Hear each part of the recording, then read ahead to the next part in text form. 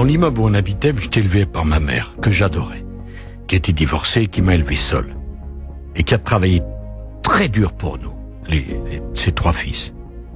Mais on était tellement peu connus que même dans notre immeuble, on ne nous connaissait pas. Et je me disais, j'avais 13-14 ans, je me disais, mais comment je vais sortir de cette petite vie? Je voulais pas m'ennuyer, j'avais peur de m'ennuyer. Je rêvais d'un destin immense. Et je l'ai payé cher. Mais j'y suis arrivé. C'est pas possible d'être moins connu que je l'étais. Le premier meeting auquel je participe, c'était pour Chabandelmas à Boulogne en 1974. Pascal Praud, il me laisse même pas rentrer dans la salle. Et ce soir-là, j'ai serré les poings, je me dis un jour, c'est moi qui serai sur scène. Si moi je l'ai fait, d'autres peuvent le faire. L'envie, c'est la clé. Les gens pensent que ça joue à l'intelligence, au talent. Non, ça se joue à l'envie. J'avais envie de brûler les planches. J'avais envie de faire cela. En tout cas, il y a une chose, toute ma vie, Pascal Praud, on m'a dit, c'est trop tôt. Les mêmes m'ont dit ensuite, c'est trop tard.